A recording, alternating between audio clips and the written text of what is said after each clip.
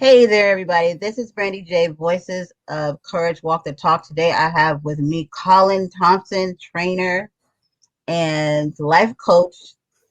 Thank you for joining me, and I'm so sorry. Well, Brandon, thank you for having me. No need to apologize. It is great to be here on your show, the Voices of Courage. And I hope today I can show your audience how we walk the talk, right? We walk the talk, we live the life. Yeah, that's right. Time for talking, then there's a time for walking, right? Absolutely. So tell me, or tell our listeners what it is that, as far as being like a life coach, what it is that you do, and how did you get started? Yeah, so that's a great question. And I got started, well, I got started by being in that lane of trying to help people to get closer to achieving their goals, improving their lives many moons ago. But I would say probably when I was in high school is when I really started trying to help people to go beyond their own limits. I formally got into it back in 2016 when I was working for IBM. I did some internal coaching for leaders, managers, and teams. And my passion has always been to motivate people, inspire people. So when I learned about coaching, that was more like the last combination to a lock. It opened so many things up because I'd always been very good at motivating people. But Brandy, I'll tell you, if you motivate somebody on Monday, by Friday, that motivation might not still be there. So you either have to motivate them again, or you have to just watch them return back to the old behavior. But coaching, which is a partnership with somebody, you stick with them for X amount of time until they reach their goal, or at least until they're on the path to reach their goal. So coaching was the last piece because I found that the people who are motivated, they come right back to me a few weeks, months later and say, Colin, do it again, do it Mhm. again, and do it again. And what was happening was it was creating a more of a dependent or codependent sort of relationship. So coaching really helped me, first of all, develop the tools to be able to help people improve their lives over a long-term period. Like longevity. But Hmm. okay. That makes a lot of sense. I never had it thought about it like that, or had anybody even say it like that, motivating someone versus coaching them. Yeah, you know what? There's sometimes if somebody is intelligent, then they're a motivated, intelligent person. If somebody's stupid, then they're motivated to be stupid, right? So True. with coaching, you can really help them really identify what is their goal clearly. Clearly, what is their goal? And I always ask people, when you have your goal, how does that goal help you to improve the lives of you and your family and your friends? So when somebody has a goal, I say, add this to the end of the goal. For example, Brandon, if you said your goal is to learn how to become a nurse, I always say at the end of it, add this phrase, so that I can what? To make sure that you understand clearly how that goal is improving your life. Hmm. Hmm. Interesting. Okay. So this is something you had to, being, doing this, had to learn yourself too, what worked and what didn't work. As far as, Like, so for instance, when you have that person, how you just said right now, like add this to, like those certain things that you notice that make a difference, or in the outcome, you know. right, right. Yeah, I think for a lot of coaches, it's hard for us to coach if we haven't experienced certain things, or if we haven't, it's like drinking your own Kool-Aid. So Mhm. a lot of times we have to really, there is a structure to coaching, but also you coach from experience.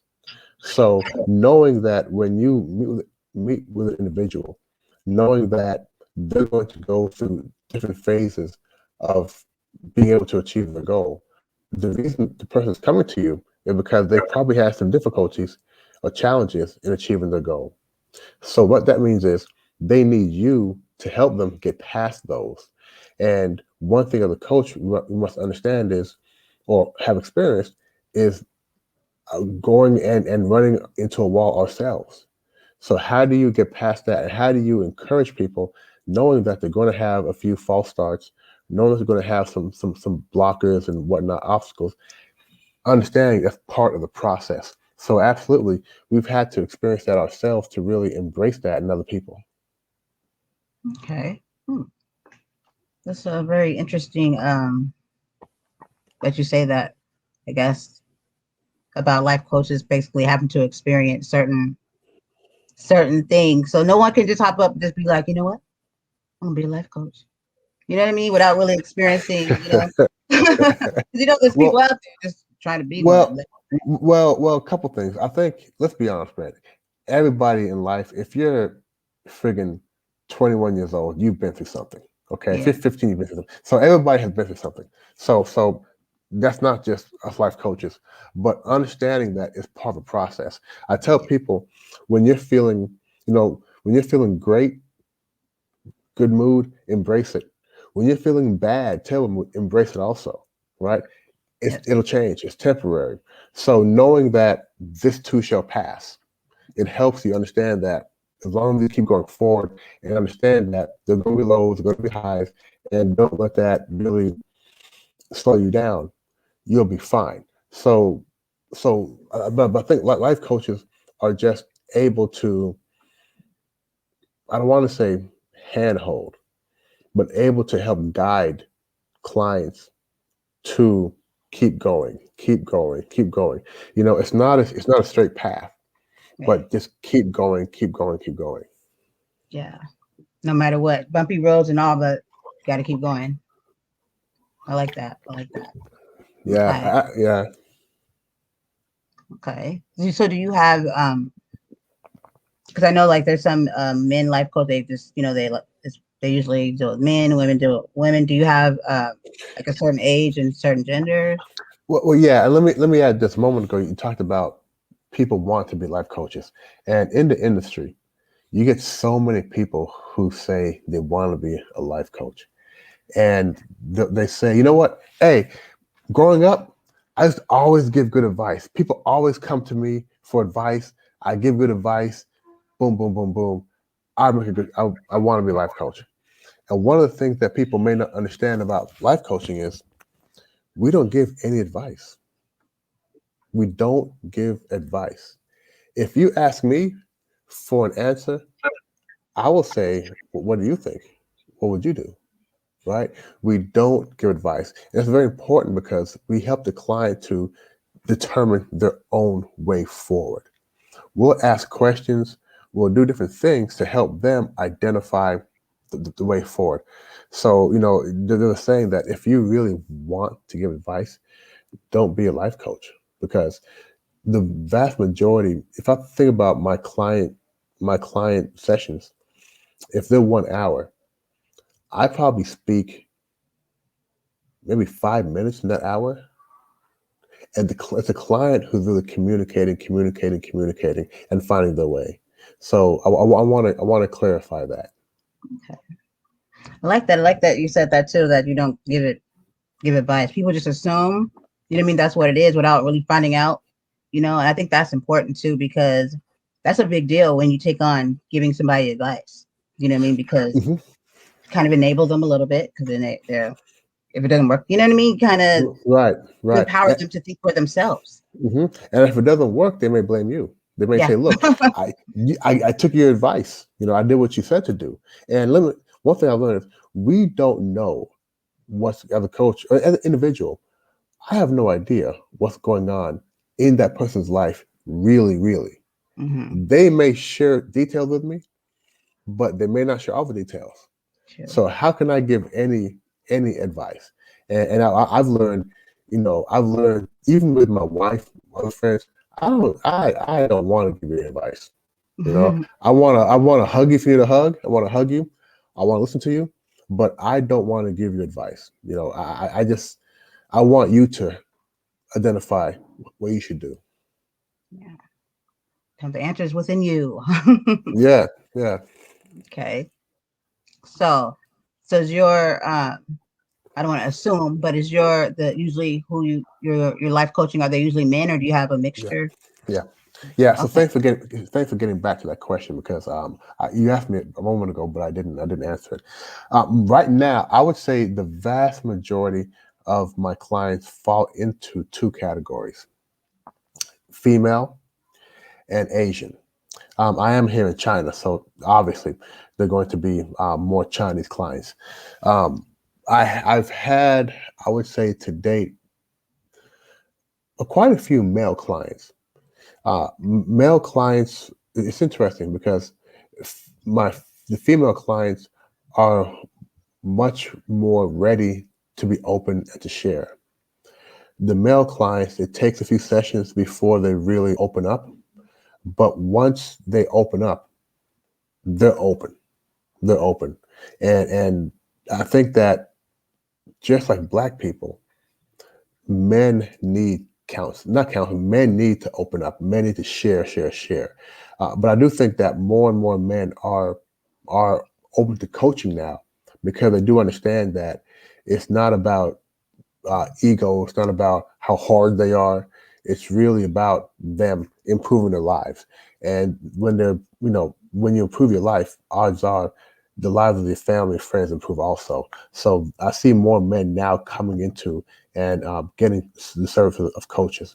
On the female side, um, Asian, Chinese, African, European. Luckily, being here in Shanghai, it's a very, very, very international city. I also have clients in the U.S. As well, so a very wide range of clients. Some clients want um, career coaching. Most clients want what I call personal development coaching. There's something they're working on. For example, they may want to improve the relationships with their parents. They may want to improve relationships with their coworkers. They may want to, and this is a very common one, they may want to improve their ability to not get mad, to not have to win in arguments. So it's a very vast range of topics that are coming for coaching. Wow. Those are all interesting, especially the last one you said too. That takes somebody that sometimes that takes a being very humble to admit that you would need to work on something like that, because a lot of people just want to be right all the time. Yeah, yeah, yeah, and it's funny. I'm not sure what's taking place, but people are confronting their issues faster now. Maybe because I'm older, and a lot of my clients are in the late 20s, 30s, or 40s. Maybe they've been themselves for a long time and are tired of it. But I know that shit. I'm sorry. I know my dad was hard headed as they come. He went to his grave hard headed. So when I see somebody in the mid 30s who's trying to stop being hard headed, I'm like, wow, that is great. You're catching this early. Yeah, they say usually like older people are like set in their ways, so they're I know. Yeah, yeah, and that's an early death, man. I mean, I think that is one of the biggest excuses that people. This is just how I am, and a lot of my clients will say, this is just who I am, and that is self defeating. Because Yeah, if you believe this is just who you are, then you're done. It's who you are, right? yeah, And I always say, look, maybe it's who you are, but it's not who you're going to be, right? right, What can you do to now change the future, change what you expect of yourself, right? So yeah, there's a lot of techniques to help clients do that. yeah. Very much so. That is like an excuse to not have to grow. Yeah, and everything is still about growth. It's Hmm. still about growth. Now, like I said, I do. I'm a coach amongst other things, but my thing is motivational and inspiration. Trying to motivate others. And I'll tell you where it came from. My parents moved from Jamaica to Canada. I was born in Canada. I always say I'm a Canadian-born Jamaican. I was born in Canada, and we left Toronto and moved to the U.S. to Louisville, Kentucky. So my parents immigrated from Jamaica to Canada, immigrated again from Canada to the US. My parents have, and we had the immigrant mindset. The immigrant mindset was, shoot, it's effed up where I'm coming from. You put me in the US, the land of milk and honey, and we're gonna make it. We see everybody in the US who wasting their time, not working hard. When we get there, we're gonna make it. So when we got to the US, we had that I'm hungry, hungry, hungry mindset, even as kids. What we didn't have though, we didn't have the PTSD, right? We didn't Mm. have the post-traumatic slavery disorder Yeah. because we didn't know that. And a lot of blacks in the US had that. Growing up in the US, being told you can't do this, you can't go there, you can't do this, you can't go there. A lot of my peers felt that they had limitations of what they could do. Now I understand why. And I understand why. But we didn't have that. We had the yes, we can, and we're going Right. to do it.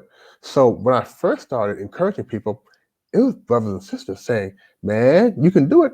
Don't think you can do it." I mean, I grew up in Louisville, Kentucky. I can tell you by 1991 or no 1995, I had several friends who were early 20s who had never been on an airplane. Can you imagine that? Can you imagine not being able to experience other cities and towns and opening up your what you think is your limit? So Yeah. I first started out by really encouraging brothers and sisters to really explore, do more, and really have the attitude that yes, I can and I will. So Right. that's where Right. that's really where it comes from. Claim it.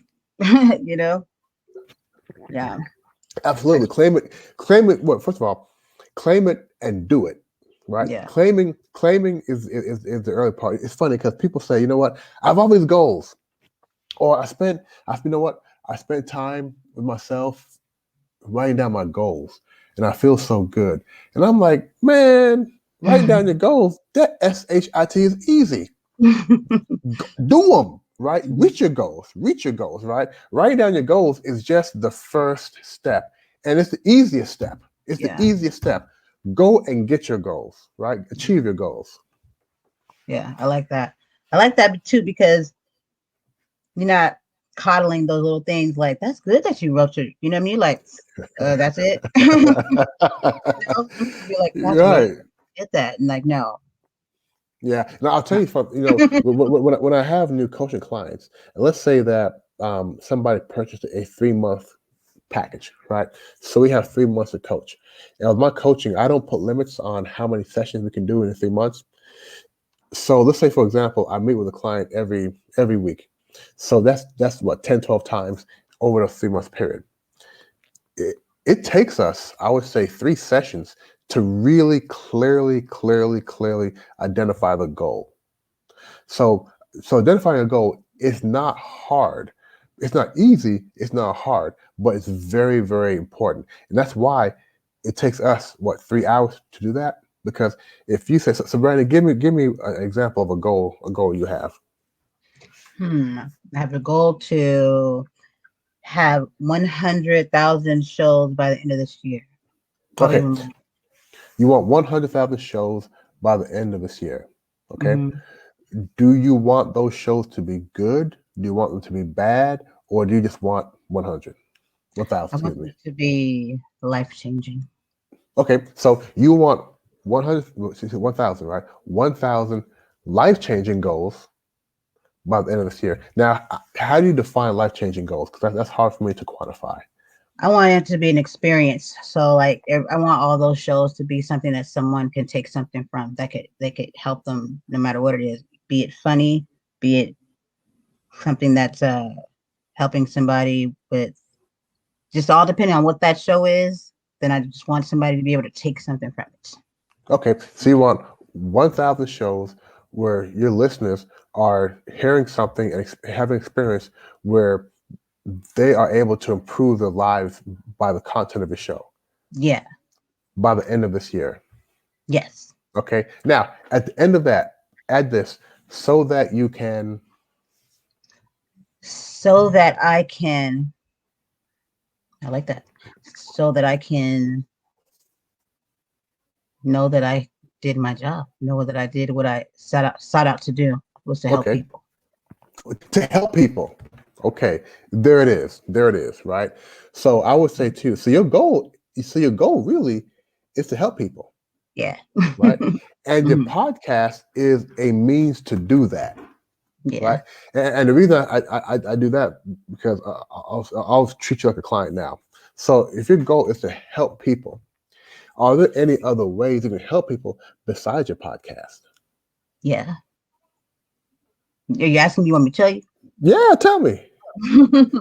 um, yeah. Well, I'm an advocate for like bullying. So, and I used to teach prior to COVID.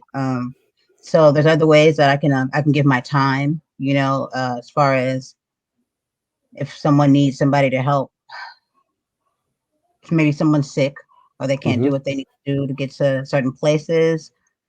Um, because sometimes, I know that helping doesn't always come at the way we want to help. When you want to help people, it's kind of like you got to help them as whatever they're in need Right, of. right, I can take your dog out for a walk. Like if I could just come to you and ask you, what do you need? What can I do for you?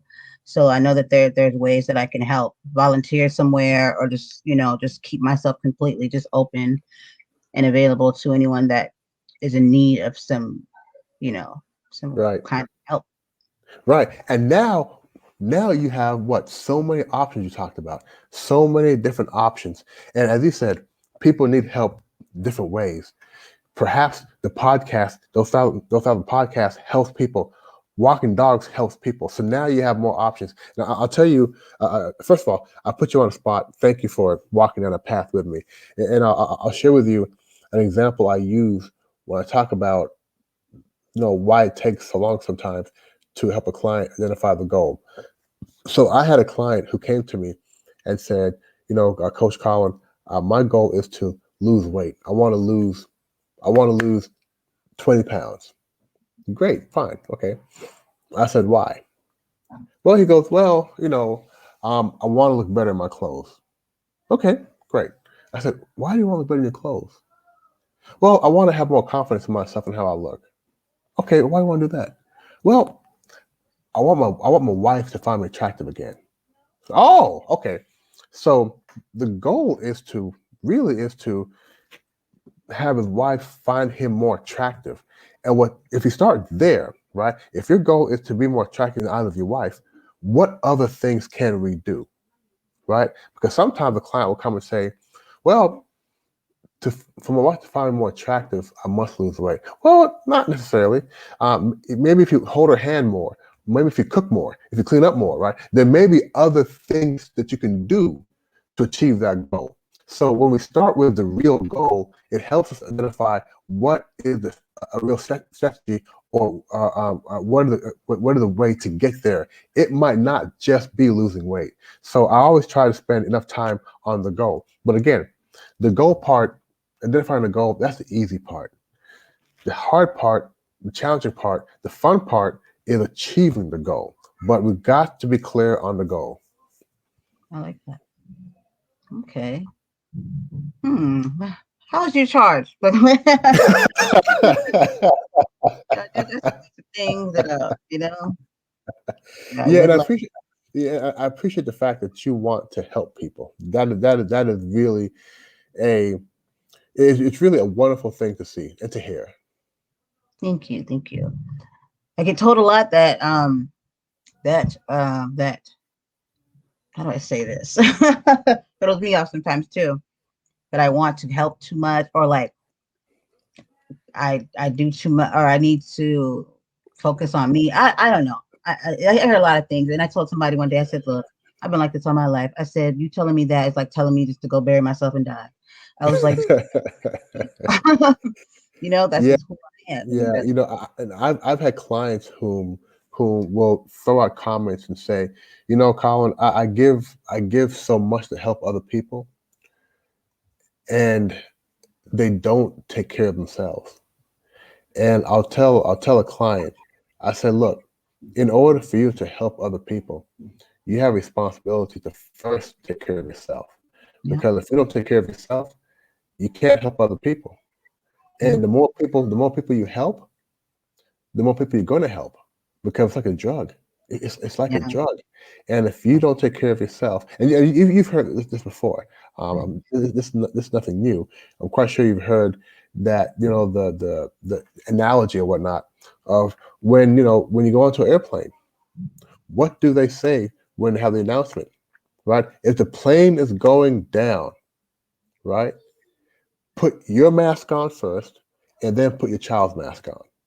You must take care of yourself Yeah. first. And people who do a lot of service, it's interesting how they will spend more time helping others than helping themselves. And Yeah. to me, that is foolish. It's just as foolish as people who spend 50 hours at work working for a company, helping them to achieve their goals, but spend 2 hours on themselves a week. It's ridiculous. Yeah. You should be working much harder on yourself than you are for any job. For any Yeah. job, what much harder on and it's not about time. It's about the actual task you're doing, right? But you should be spending more time working on yourself than you are working on your job. Yeah. True that. True that. I do understand that part, and I believe in self care and self love and all that too. But I think a lot of times when people tell me that, the ones that do, they don't know me very well, because I think if they did, they would already know that comes with the package. You Yep, know. yep, yep, yep. And for when we all have people in our lives who love us and want to give us advice, and that advice is good advice, but it may not jive with who we are, right? So if you're the kind of person who gives, lean into it, right? Give more, Brandy, right? Give more, because you know what they say: for every action, there's an equal reaction. The more you give, the more you're going to receive, right? So if that's who you are, just make sure you're okay, right? Yeah. But lean, Mhm. lean into it and do more. Yeah. Yeah, Yeah. and those folks who give you that advice, give them a hug, say thank you, I appreciate it, right? And let the comments just go out, right? Yeah. Don't tell them you don't know me, forget you. No, no, no, no. Say I love you, thank you, boom, boom, boom, and let the comments go out. Yeah. I'll keep that in mind. Thank you so much.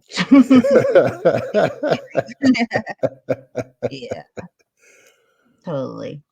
Um, so I know that I read that you said that you were during the outbreak, you have been in Singapore. Well, you've been in Singapore. How long have you been over in Singapore? So I was in Singapore maybe, I want to say, 4 years ago. I'm in Shanghai now. Okay. I'm in Shanghai. You're just going all over the place. I got to keep up with you. So With yeah, it. I've been in China Okay. for about 13 years now. I've been in Shanghai for eight 8 or 9 of those 13 years. Okay. Okay. So how was that? Like, so you haven't like been back like in the US at all, or have you traveled back and forth, or just been? Yeah, so I have not been to the U.S. So now I'm not sure when you're going to air this, but I have not been to the U.S. since August of 2019. Okay. Okay. Um, and at that point, my son was probably around 4 weeks old, and I had to go back to the U.S. for some business. So clearly didn't take him. My wife hasn't been back to the U.S. My wife is from Hong Kong. She has not been to the U.S. to see my family since maybe 3 years, 2 years, 3 years. It's been a minute. It's been a minute. I want to say December 2018 was probably the last time that she got there. My son has never met my family. My son's almost 2 years old. So when the outbreak occurred here in China back in February of 2020, we were out of Shanghai. We came back to Shanghai to make sure that if there were any home restrictions or whatnot, we'd be in our home. So it's been a while since I've been back to the U.S. and early last year, well, not early, well, yeah, around this time, I think last year, or this time, or April, or May, excuse me, that's when SHIT really, really hit the fan because people were reeling from COVID. Then you had, the Floyd incident. You Hmm. had the incident with the brother that was jogging and got murdered, excuse me. So a lot of tension. And right now, I would not feel comfortable going back to the US. One, because my wife is pregnant again, thank goodness. Um, Congratulations. Thank you. Hard work. Wife is pregnant again. Fun work, but hard work.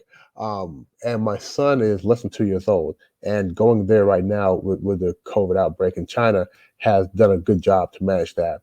And two, Awesome. um, I like I'm that I just just heard that from you right now, straight from your mouth. So go ahead. yeah. Thank you, thank you, thank you. Two, I'm just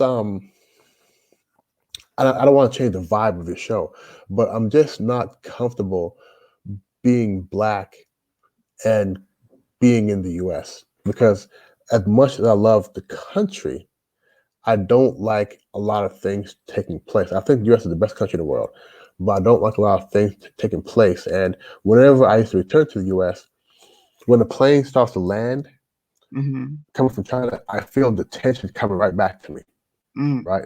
Coming right back to me. And I feel very free here. So I'm not comfortable, but I do insist and want my son to spend more time with my family in the U.S. So hopefully we'll get back to this year and spend a few months in the U.S. But right now there's nothing that's happening in the U.S. that makes me want to go there. yeah, I can totally understand and feel you there. Of Right when course you you just can said, because you're your black sister. Of course you can feel me. you like better understand. More than you know, I'm just like, oh my goodness, I feel like trying to figure out is this a dream or not. But Yeah. when you said when it started to hit the fan, like February for you guys, kind of like February, March for us, and then this right now, when you said those few events, I was looking around like, does anybody notice anything strange? I was like, you notice that we're a year has gone by and the same time frame, the trial, then Hmm. another brother gets it, and then some things are just happening at the same time, a year to the date. I said Yeah. something strange in the water here, and Well, it leads me to yeah. believe there's something else coming. You know, what scares me is my family and friends who are there. And over the last year, I know so many of my friends, my fraternity brothers, my college mates, my coworkers who are not who are not geared to own firearms. Almost everybody has bought a firearm for protection, and without the proper training, Right. without the proper understanding, I fear that when things do pop off again, you're going to see a lot more damage. Whether it be self-defense, whether it be this or that. I know a lot of people, including my family members, have bought guns, and we were not a gun-toting family. I've never held a gun. Okay, never held a gun, and I don't want to. But I know a lot of people are now arming themselves because Yeah. they do feel like something's going to happen. And I'll tell you, the people that think they are in control of the U.S. and in many ways they are going to die before they let the U.S. become a truly diverse and equal country. So perhaps there will be something that takes place. The question is, where are the middle roaders? Right, the middle roaders are the folks whom are not of color, who aren't overly Democratic, aren't overly Republican, who just are there. When shit hits the fan, excuse me, what side are they going to be on? Yeah. Right? And that's going to be what tells. That's going to be because black folk can't win this No. alone. There's That's what no I've been way. told. For some, they have to accept it. I'm like, we need people. We can't be shutting people out. You know what I mean? Yeah. It defeats everything that been through, that's been going on. We need, this is about unity. So it makes no sense to put ourselves Yeah, in that box. yeah, and it's interesting because I think that if we look at the opportunity that's there now, Mhm. look at the LGBT. Apologies because I just don't know all the letters there, but that demographic, very powerful. And Yeah. even though they have some infighting, they still come together, right? Yeah. And they come together because they've been discriminated against. So if all of the people, because a part of what I do also is diversity and inclusion training, if Oh, people cool. who have been discriminated against come together, how powerful would we be? And now look at this. So you have black people, you have Hispanic people, you have people who are being discriminated against because of their sexual orientation or their Yeah. non-sexual orientation, whatever they assimilate with. Now Asian Americans. Yeah. Imagine if all these folks came together, and I'm glad that black people are embracing Asian Americans, no, Oh, yes. Asians, let me say Asians during this time. And it seems Yeah. like Asians are accepting of the black support because let's be honest, when the black folk were getting terrorized and demonized, the Asians weren't there, right? They They weren't weren't. there. They weren't there. And black folks aren't holding that against them. We're saying, look, we I'm happy you said understand how you feel. Yeah, we that. understand how you feel. Come on in. We got you too. Yep. Yeah, that's so true. Just some months ago, I was sitting there and I think I was talking, because I do a lot of online stuff and a lot of my friends are all over the country and the world. And I think it was a Chinese man in China, and I was reading his text, and he just seemed really hostile that nobody else was like engaging with him. And I was just like, has to be me. So I was like, I'll entertain this. So I say what I say, and he just keeps going in about black people and in a way where it's like he's crucifying just like everybody for one, or just, you know what I mean? It's kind of like you can't judge people by Hmm a hmm hmm kind of, hmm and I let him go, and I just was like, sir, I was like, we should come together. I said, I'm so sorry about those things that have been happening to your country and your people. I said I didn't know it, but now I know. Just being consoling, and he just kept me like, I was just like, okay, fine. By the end of that conversation, I was just sitting there. I was like, when did we start having problems with Asian people? I wasn't aware. I said, I always thought we were friends. I was looking around.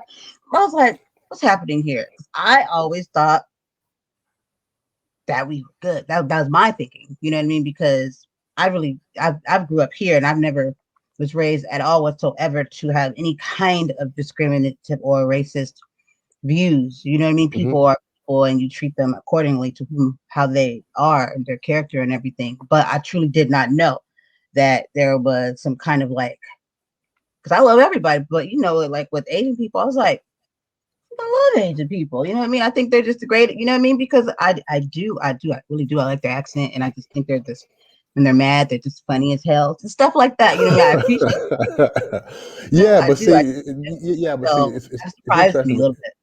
Yeah, it's interesting because, as you said, um, you didn't know that there was any sort of issues between blacks Yeah, and Asians, and I I think did as a not. whole, there are not.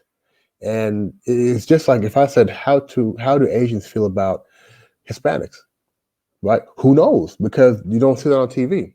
You're not going to watch a TV where you see that conflict, but you will go on TV and see black and white conflict.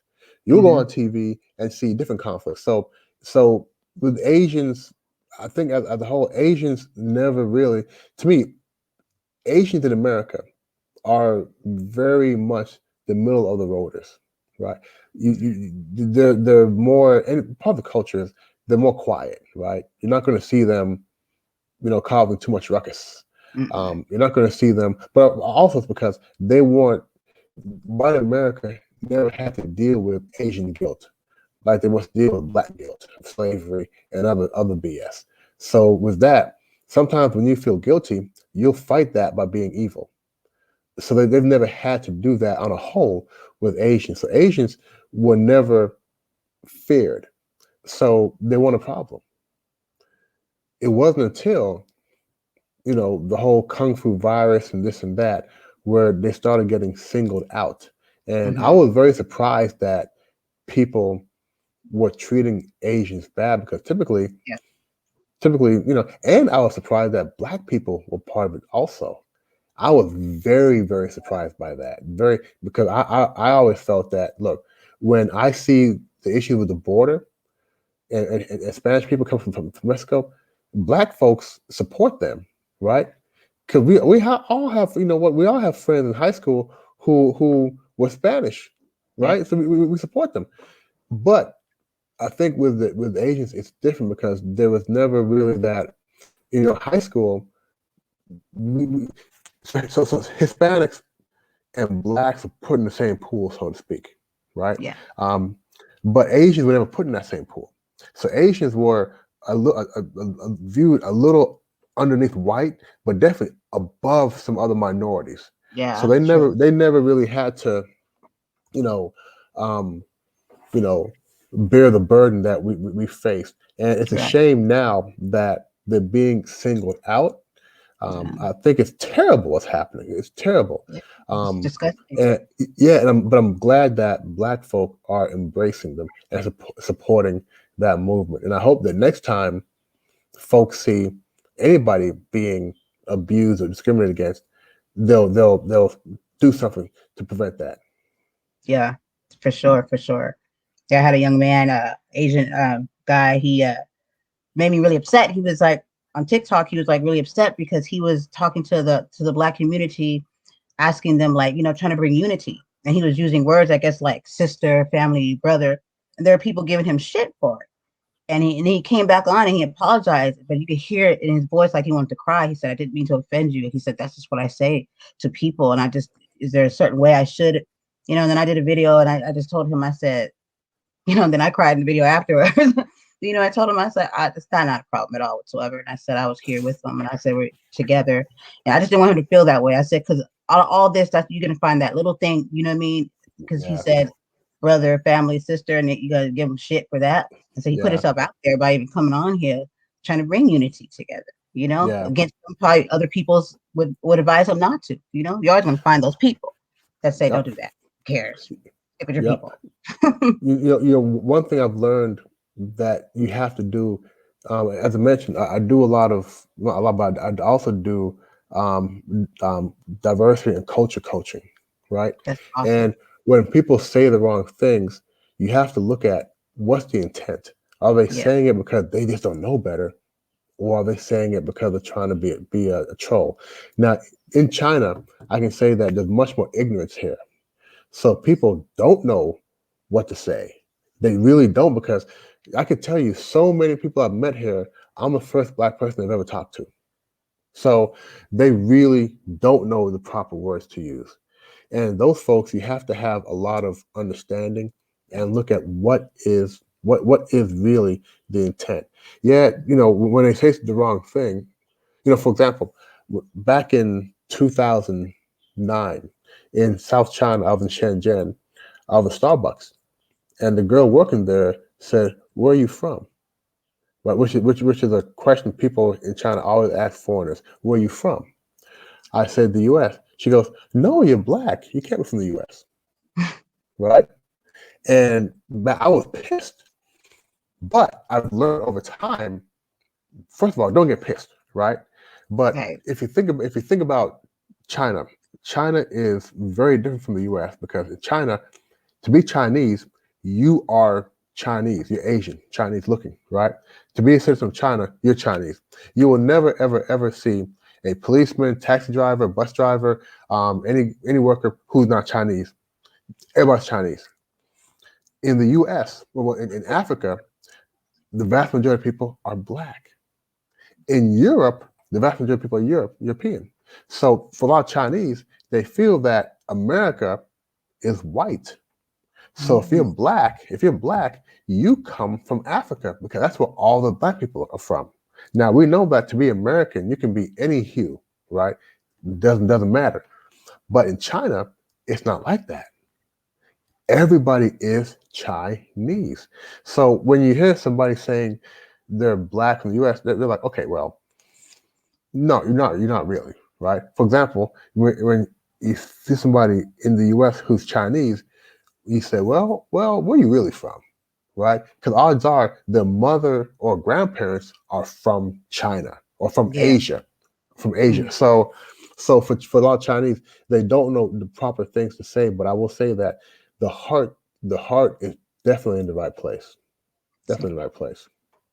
And that's what I always thought, you know what I mean, growing up, and still up until the virus hit, you know what I mean? I still never float with that narrative when, like I guess people thought that, when you take that word that off and put that together and try to label, you know what I mean, a certain we should know better than that, you know what I mean? Because it's been done to us, like you said, this Hmm. to bring you take all that everybody that's been discriminated against and come together because we have something in common. We know how it feels, and why would you ever want to make someone else feel that way too? Yeah, Man, yeah, I think yeah. a lot. It, but But there's also some hypocrisy there as well. If I had to be honest with you, and let me first say that I am in full support of all minorities, all people.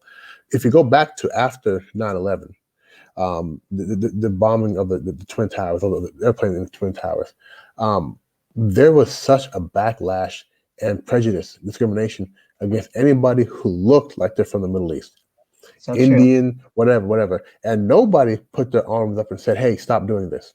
Right? They didn't. Everybody did that. And I Hmm. find it interesting now that with the Asians, it's different. Yeah. Right? Hmm. I find it very, very different. But I do understand that's the times that we're in. But let's not act like, let's not act like this is the first time a non-black group of people have been Yeah. discriminated against in the U.S. The only difference is the Asian Americans have much more collective power now than Mm. the folks from the Middle East. Because folks from the Middle East, one, they didn't want to make noise, right? They wanted to be quiet, leave us alone. And two, nobody was wanting to back them, right? But there's more, especially on social media.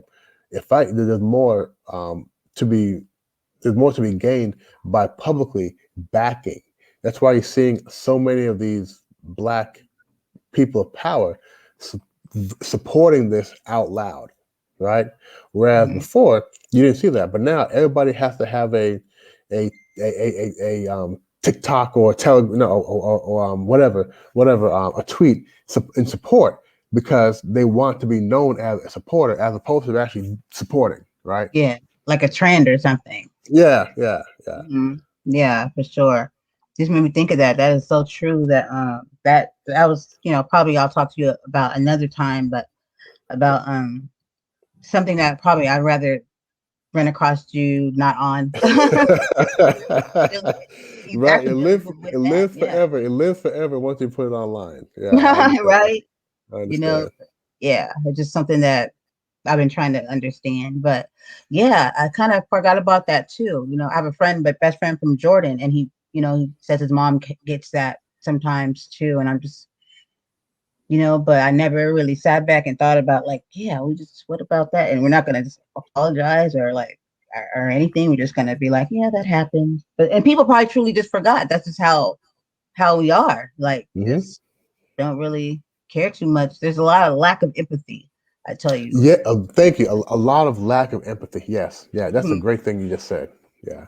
Yeah, that's what this E is for, the empathy, because I think that's you Yeah. know. Yeah. I think things are changing though. I have seen, and I think why I've seen things sort of turn the corner was due to the protests over the last year because you saw people that were not black in those global protests. And I think that's what's making people embrace Asian Americans or Asians, what now? Because people just say, you know what? What's wrong is wrong. What's Yep. wrong is wrong. And everybody's suffering, be it from discrimination or be it from COVID or be it from not being able to move around like you used to be able to move around. Everybody's suffering. And a lot of times people are looking for things to have empathy for. So I think people are much more willing to be Hmm. more understanding and have empathy now.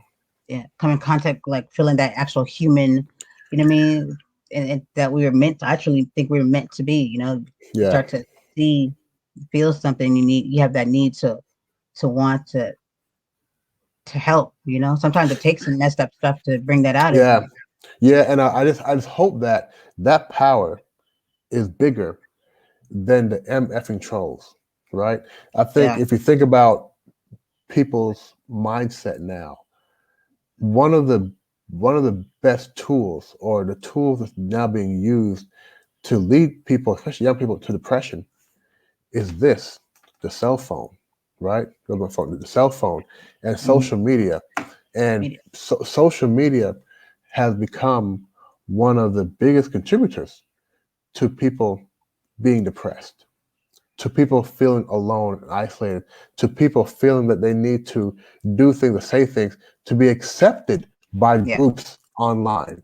So I hope that the people who have empathy are louder and more aggressive than the people who want to pull you down via social media, cyberbullying, because right. cyberbullying is real. All Yes, that stuff, people take it's their real. lives, kids and Yeah, all, like over cyberbullying. I tell people that it's so serious. Don't sleep on it. Don't minimize it. It doesn't matter what your opinion is. The fact is that it's happening, and there's people, yep, there's children that literally will go and take their life due to something. They think differently, like what I mean. They don't process the same way. I wouldn't want to be a kid all over again. What I mean? That's a lot yeah, of pressure. I don't yeah. minimize it. We kind of tend to say you don't have any problems. No, they have their own set. They absolutely do. And one of the things that I think that not kids, even adults, and it might be worse for adults, we don't imagine anymore. We have no imagination because, God, you said that. I remember sitting, on a subway here Mm-hmm. and looking around, and if there are 20 people in a subway car, 19 are on the cell phone. But And Colin, you better stop it. You better stop it. and I remember there were times, and I do this, right? My wife is one of those. My wife is the one to walk down the street, look at her cell phone, talking to me. And I'm like, no, honey, put your cell phone away. Because I remember when I used to just, not even now, I would just sit down outside and think of things. Yeah, People now, they can't do that. They go instantly. If they have any lull in their day, they must pick up, check the phone, put the phone down, check it again, put it down, check it. go to the They don't bathroom. just right. They don't just imagine. Oh my gosh, folks walk to the bathroom with the phone. What could be nastier? Anyway, they don't just imagine anymore. They don't give themselves an opportunity to be bored. Okay, nobody is bored anymore because everything is on demand. You have videos, TV, TikTok. Yeah. You're always on the go, but you're never just sitting down and thinking and having a broad imagination. Oh God, I can't believe you just said. I was just saying that the other day, and even with teaching in the schools, I had been teaching for like 9 I saw that was not being, me growing up. I just know like kids, that's the most important time. You know what I mean? Like to like bring that out and like imagination. It's like what creates things. Things turn into without that like you limit yourself. You limit yourself, and like you said, you kind of like you turn into a robot, and then you Yeah, always just are on the phone instead. Like with me, like people wonder. Like for me, I think that's what got me through my childhood because my sister she moved out young, and I always had a great time. I was the only kid in the house left. I had all these, I lived in a big house, all these toys and stuff, but I didn't like seek. Like I gotta be with this friend. I gotta go to my friend's house. My friend. I could to this day I can be by myself and be okay with it and entertain myself. I used to tell hmm people like if you can only, buy tickets to, come and be in my head, I'm pretty sure you'd have a good time. But, 'cause I think I'm a hoot, yeah, but yeah, I think it's my imagination. I could turn anything into a good time. If I'm in a boring setting, and I never really thought about it then, but I would always be able to turn it into something else for to make it interesting to get through it. But I was using my imagination, you know what I mean, just to make right, things fun for me or just be able to get through it. And yeah, I noticed that too with like people, you bring up imagination, they're like, I don't get it. I don't know what that is. I don't have an imagination. Really dry, just like it's sad. I'm like, you don't? yeah, yeah. But what you also find, there's a correlation, because when people get into a tough situation, or they have an obstacle in front of them. When you don't have imagination, you don't know how to think of solutions, think of Right. ideas. And there's some people whom have all the, have brilliant minds or have great goals, but when it comes time to think out the box, they don't know how to construct alternatives. And it's Yeah. because they've never built that muscle. So a lot of times I'm coaching my clients, and these are the ones who I would say are in their early 20s. They don't know how to problem solve. They're Right. they're always willing to just give up and move on to the next thing, as opposed to identifying different solutions to go forward. And it comes from the fact that the imagination is just gone. They don't know how to imagine outside the box and what could happen. It's more of, well, let me think about it for 5 minutes. If I can't think of a solution, I'm gonna move on. Like, nah, Right. nah, man, you gotta go for a walk. Go for a long walk with no phone for like Right. an hour, and just think about it and tell yourself you're gonna come up with 10 solutions or 10 alternatives, and don't come back home until you do that. But they don't have that ability to just sit and focus for that amount of Yeah. time. Yeah. I picked up on that these last few years in schools, and I was thinking, I was like, that's very interesting because that would be something that would hinder someone in the long run, like especially these children, because they wouldn't know how to, like come up. It'd be easily to manipulate and to control and to tell somebody that to this narrative A, B, C, and D without them questioning anything or even attempting to. So, Yeah, and I thought that was interesting that we were pulling back away from that, and I saw it in the children. You know what I mean? I yeah. saw it. I was just like, Well, so and I don't want to go off topic too much, but it's also scary what the kids and adults are learning via social media.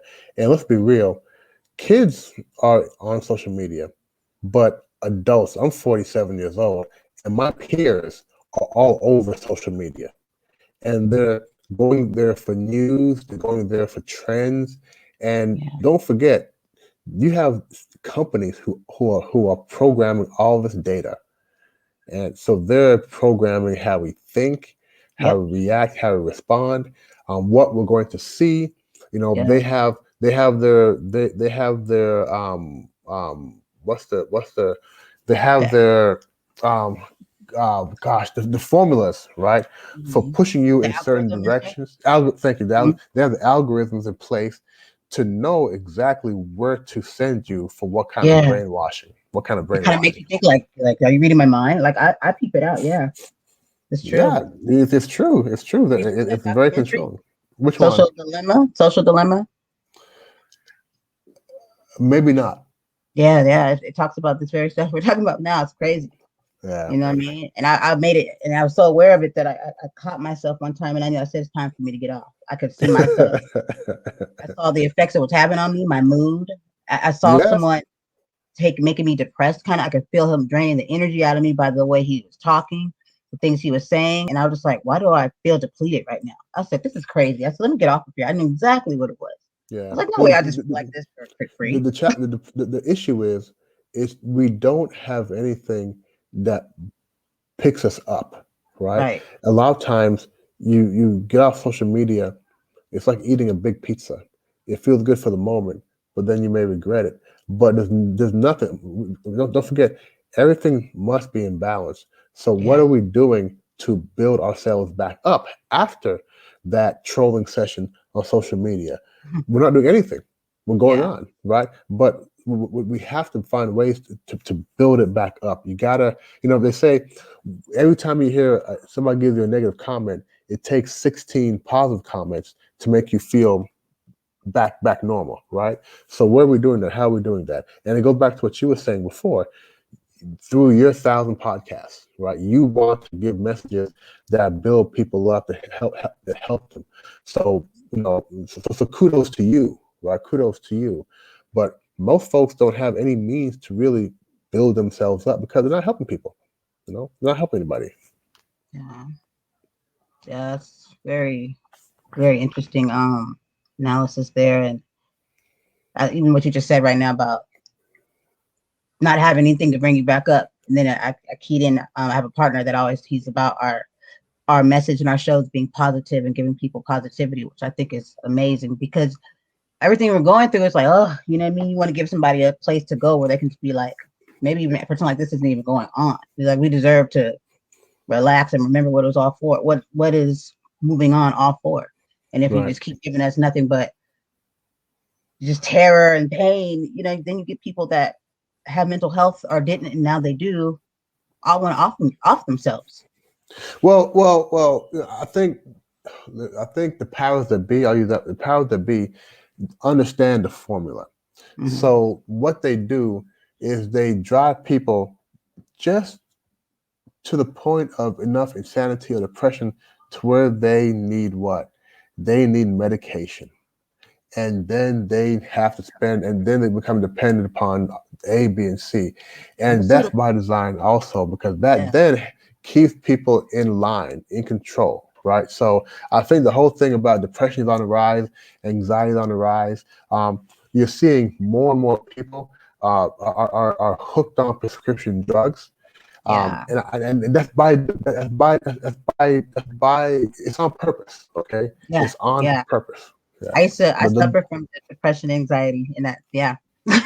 yeah, yeah. I totally don't take medication for it anymore. 2 years ago, I stopped, but I still thought Congratulations. I was depressed. You know what I mean? Like I never got Yeah. hooked on my medication. I used it for what it was for, but also I didn't want to use it because I know that they're not always healthy for you. I'd rather Hmm. find other ways. Yeah. But I haven't really had a depression or anxiety uh, spell like for a good maybe month and a half now, all through a conversation with someone about perspective, and got me to really thinking. And then I knew more of the grand design after that talk. I was like, yeah, I was told I was depressed. I went for anxiety. They said it goes together. So now I'm just depressed. I don't know. Yeah. You were I was like, oh, I just told. have Right. to snap Right. You and were told. realize that I was told I was depressed, and I just took that on, and I Hmm. took You it on in owned my it. character. Yeah. And so I kind of let that go, and I haven't. Every time it tries to creep back, it's like I can't even lie to myself. I'm like, yeah, that's fake. That's not real. I get sad. Yeah. I just have to accept it, realize why I'm in that mood, and then deal with it. And Brandon, congratulations. 'Cause I know depression is heavy. Yeah. So congratulations of feeling good. And I like what you said. You were told that, but then when it came back, you realized that wasn't who you are. And I have a analogy. So I do a lot of running, and a couple years ago, my running suffered. 'Cause I just wasn't really pushing hard. And if I got out of breath, I'd walk for a while. If I was uncomfortable, I walk for a while. Whereas before, I keep running through it. So the last few years, I've been doing better. And when I run, and I say, "Wow, you know what? I'm getting tired."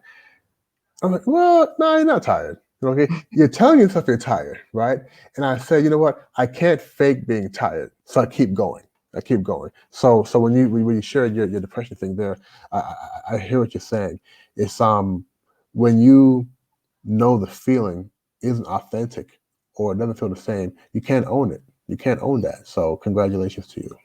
Thank you, thank you. And yeah, like well, congratulations to you because you kind of like got me over here like if social media and being on the computer was like you, we would get off all like, yeah, yeah, good stuff on Good, there. good. This is what I try to do just to motivate, inspire, and help people to just see themselves. Yeah. Well, you're doing an amazing job at it, and I think it is very awesome that you do talk to people and help them with like diversity and like things that have to do with like race, you know what I mean, and learning. And I think it's important that we learn, like we should have the patience and tolerance to with another culture, you know what I mean, and helping them like learn. If we want them to know and do better, we have to take the responsibility of being able to teach or to help Yeah, when the door is open, the window's there. You know yeah. what I mean? I know what you mean. I call it helping other people become allies, Yeah. because people don't really know how to do that. Now, I'll use an example of I have a client who's a Caucasian lady, and she came to me and she said, Colin, um, I realized that I'm, that she had her eyes closed all these years Hmm. because then the George Floyd video, folks could not unsee that. Yeah. They couldn't unsee that, right?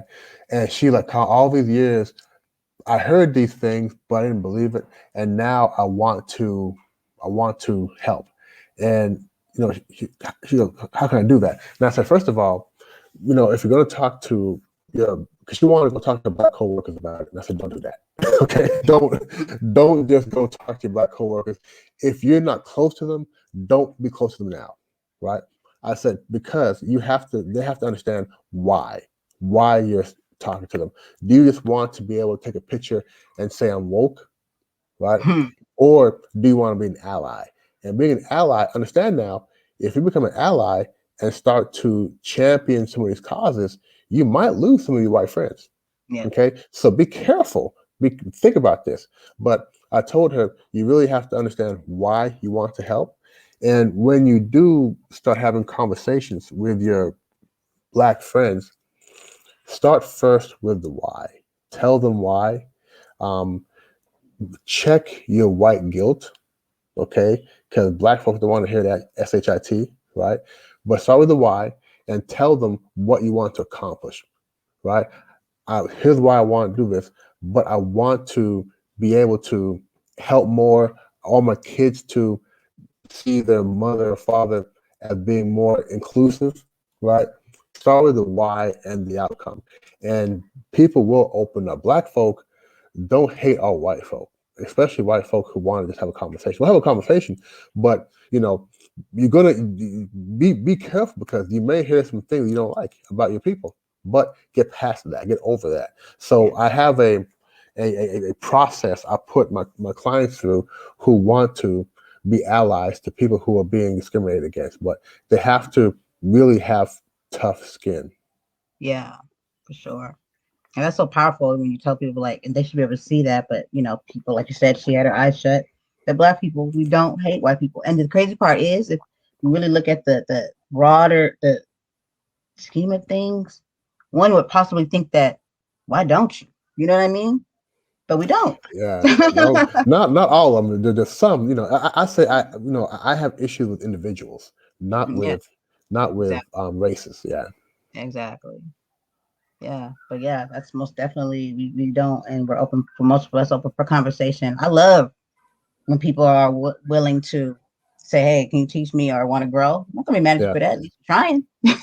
yeah. Absolutely. Yeah, for sure. I do. I appreciate you. I love what you do. I would love for you to come back on if you ever can, and maybe we can have like a Q&A and have of your choice, if whatever makes you comfortable. Maybe I don't have crazy people in my life. Well, depends on what kind of crazy. And I like exciting people. But yeah, some people that would love to just ask questions and stuff. Like that are wanting to actually like have some things they want to work on or something like that. Just kind of. Yeah. So Brandy, put it out there. I would be honored to come back on and be a guest again and do a Q&A. I think that helps more people to hear certain messages. So I'm definitely open to that. And because he said it, I'm going to reach back out to you in a few weeks and ask you when are we going to do that. I also want to thank you because the first meeting we had scheduled a few weeks ago, my son was sick. And it's an interesting story. My son is like what 18 months old, I think, something like that, and he had a cold. Right, his nose was stuffed up, and for 3 days, and his mother, my wife, said, "Honey, we should go to the hospital." I said, "We need to go to the hospital for that. He has a cold, right?" And she didn't like that. So about three days after that, he'd been sick maybe like a week. She came to me at 10 a.m. and said, "Honey, if if I take the baby to the hospital, will you divorce me?" I said, "No, I won't divorce you." Right? I said, "Honey, it's a cold. Where I come from, we don't go to the hospital for a cold, right?" Anyway, so we went to the hospital, and all these different things, and the doctor said he has a cold, right? But that was what happened the next day.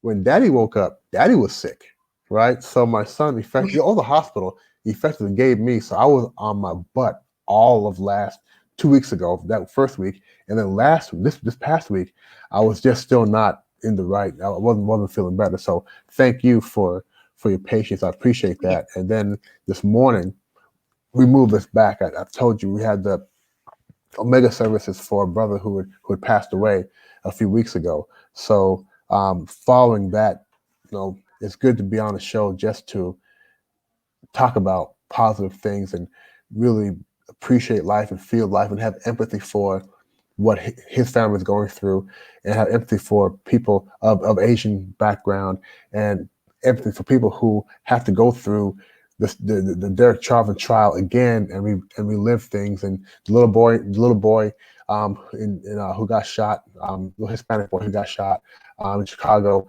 There's a lot of things. So thank you for the platform and allow me to come on and share my thoughts, my views, and hopefully people will hear what I'm saying and reach out to me if they want to, go forward. Yeah, most definitely. And I appreciate you too. And I kept getting the time wrong. I was like, Singapore is not the same time. I was like, he's gonna be so done with me after. Shanghai. Right. You know me now, but It's all good. I'm gonna get it right someday. I'm gonna get it right. Yeah. But hey, it makes you laugh. So that's Yeah. Yeah. but yeah. But if you can do the listeners a favor and drop any link. I also put them in the show notes, but if you can just tell us any links or anywhere they can go to find you, that'd be awesome. Yeah. Yes. So OLIGYE.com. OLIGYE.com. That's oligay.com. That's my website where you see information about my coaching, my training. You'll see some videos I have on inspiration, motivation.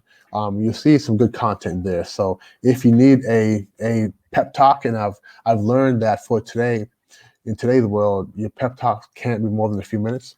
So if you want a little mini pep talk, go to the website, oligye.com, and you'll see information there. Again, my name is Colin Thompson. And if you, talking to your listeners now, if you want some coaching, you want some motivation, some inspiration, please reach out to me and we'll get together. The beautiful thing now is you reach out to me today, we can be on a call in a few days. It's wonderful. So don't be shy. Reach out. Let's get some help. Yes. Thank you for offering that. Thank you so much. Because like you said, some people I'm seeing more people wanting and reaching out more. So to have that access is amazing. And I'm also wanting to know if you mind if I post you. I'm gonna send you my link to my website. But do you mind if I add you to my website? For Absolutely. I okay. think you have. Absolutely. I would be mad if you didn't. Say it like that. It's most Please definitely do. okay. And I'll send you the link. I don't know if you've seen it already from because I know it's in potted. Hmm. You can get Yeah, but I've if been to not, your website. I've been there. Yeah. all right. Sounds good. Sounds good. Well, thank you so much, everyone. This is watch this, everyone. Watch this. This is Colin Thompson. Saying Watch. hi. Yeah. Watch and listen to it. Yeah. Thank you. That's me. See? Hey. No, really though, but I so appreciate you and much love to your wife and to your children. And I wish you all well. And thank you so much for letting me be able to hang with you and learn about you. Thank you. It's been a pleasure. Been a pleasure. All right, guys. Thank you so much. And you have a blessed evening Thank you. or morning, probably over there. More. That's morning. Talk to you soon. Okay. Bye bye. Bye bye.